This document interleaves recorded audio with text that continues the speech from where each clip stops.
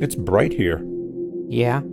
Yahweh, you have a decision to make. What decision? Are you going to leave your creation to its own devices, or are you going to interact with it? I definitely want to interact with it. You didn't even hesitate to answer.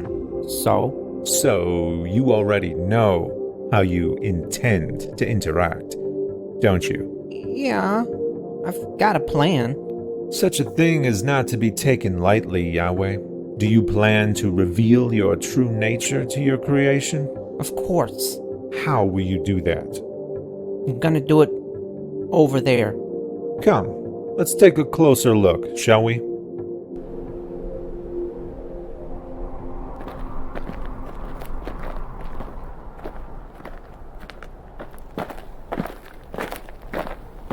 Here. Here? Only here? Yeah. This general area. This is where I'm gonna reveal myself to my chosen people. And give them my commands. I see. And what will be your goal in doing this?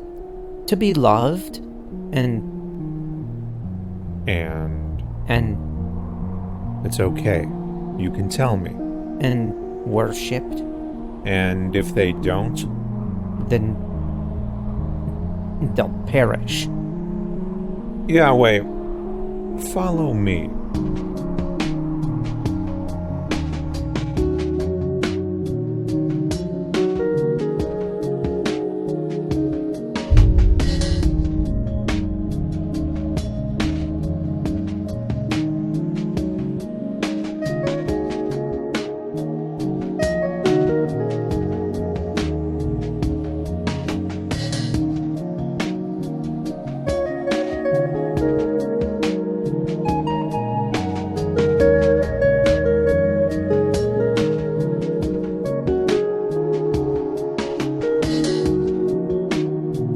This general area, from the Tigris in the east to the Mediterranean in the west, and from Mount Ararat in the north to the Nile in the south, this tiny section of your creation will encompass the entirety of your interactions, recorded within your sacred texts.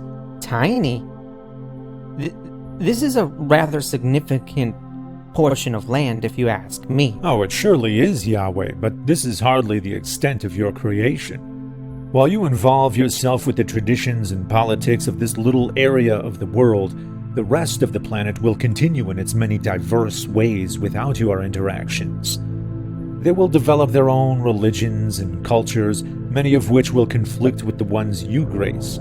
From the many tribes of Africa to the Celts of Europe and to the rest of Asia, Buddhists and Hindus of China and India, vast land masses populated by billions of people. You will not interact with them. What of Indonesia and Australia? Across vast oceans, the tribes of North America will be ignorant of your earthly interventions, as will the Aztecs and Mayans of Central America and the Incas of South America. Entire continents of your creation inhabited by countless generations who will know nothing of your dire message. In fact, they'll each invent their own versions of gods who will echo their specific cultural values, no differently than your chosen people will echo yours, so you will seem like just another invented god, sharing the same cultural values as the people in the one area with which you will interact. That is a significant coincidence, Yahweh, for as some will eventually notice, gods always behave like the people who create them. So, you think I should just go around revealing myself to all these civilizations? Go around? No, Yahweh, you're omnipresent, so you're already among them, always. Why remain hidden to those in South America but not to those in the Middle East? Why would mere geography affect an omnipresent God's interaction with his creation? Geography should only affect man-made gods. Given your plan here, I'm beginning to wonder why any human beings should exist beyond the Middle East at all. Come with me, Yahweh. Let's look at the bigger picture. Around half of the people on Earth will eventually develop religions based on your existence, and those religions will violently conflict with each other. Whether they believe the Earth is the place you sent your one and only Son to be sacrificed, or that Muhammad was your prophet, or that the Jews are your chosen people, it's all about Earth. But look around. There are other planets here, revolving around this star. And this star, this massive object that's 1.3 million times larger than the Earth, is actually microscopic compared to the rest of the galaxy, which has hundreds of billions of stars, with systems of planets also numbering in the hundreds of billions, of which at least 8.8 billion are Earth-sized and inhabitable zones. Now, we could cross this galaxy if we traveled at light speed for 100,000 years. Yet even this incomprehensibly massive galaxy is microscopic, because there are hundreds of billions of galaxies. Try to wrap your mind around that. There's roughly 7.5 quintillion grains of sand on Earth, in every ocean, beach, and desert combined, yet there's octillions of stars in the universe. You knew that, though, because you're omnipresent, which means you're simultaneously amongst each and every one of those octillions of stars and all their systems of planets. And of all those many worlds, you're going to send your one and only Son to a tiny area on one planet, or have Muhammad convey your message there, or declare that the Jews there are your chosen people. You're going to do everything on that little area of land and have the few primitive bipedal organisms who happen to live there write down conflicting accounts about it on little pieces of parchment, so that it can be shared and fought over with other primitive bipedal organisms on a single world amongst octillions. That will be the extent of your sacred recorded interactions with this massive creation. Tell me, Yahweh, why have you decided to limit yourself this way? Because I wanted it to be a clockwork universe. You see how precise it is? It all runs automatically. If I wanted to do that, then this is how it needs to be. But you're God. Yeah? So? You have unlimited power, so you need the universe to run automatically to what end?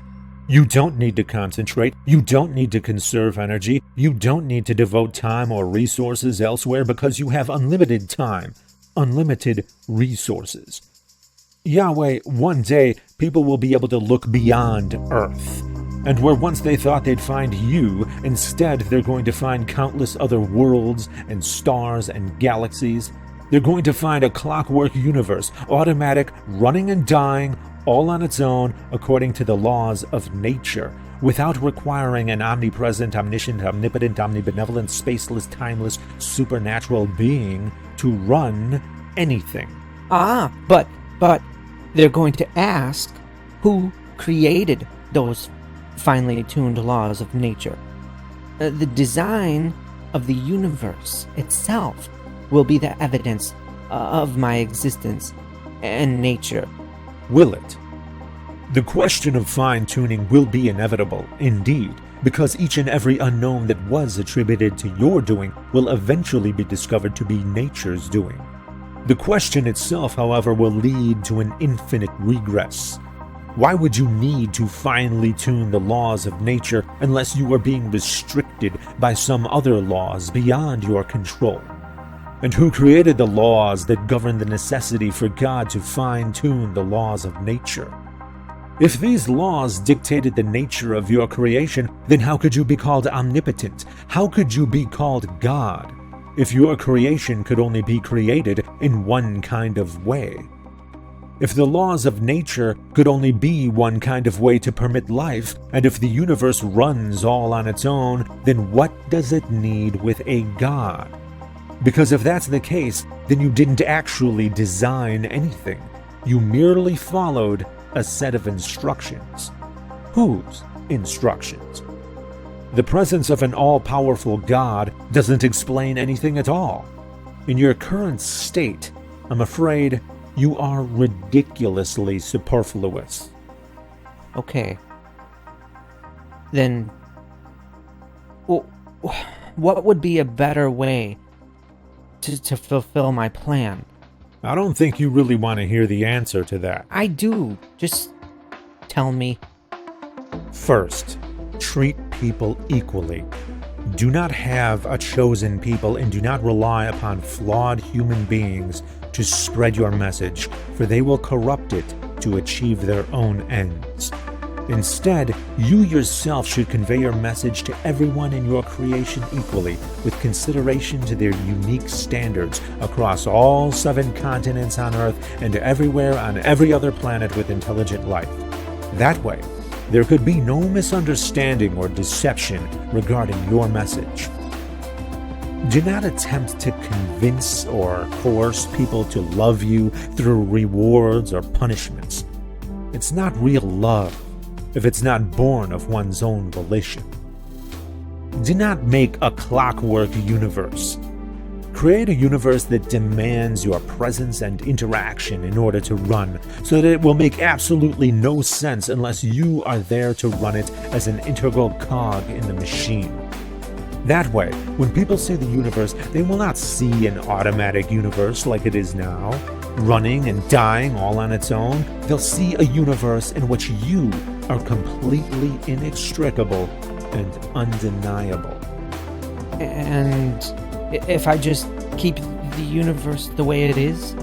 This is the incomprehensibly vast and indifferent universe that is exactly what we would expect to see if left to its own devices, ungoverned by any gods. And the many religions of Earth are exactly what we would expect to see of humans who utilized invented gods to achieve their own human ends. If you truly cared to commune with your creation, then you've gone about it in the exact opposite of the way you should have. Curious, isn't it, God? God?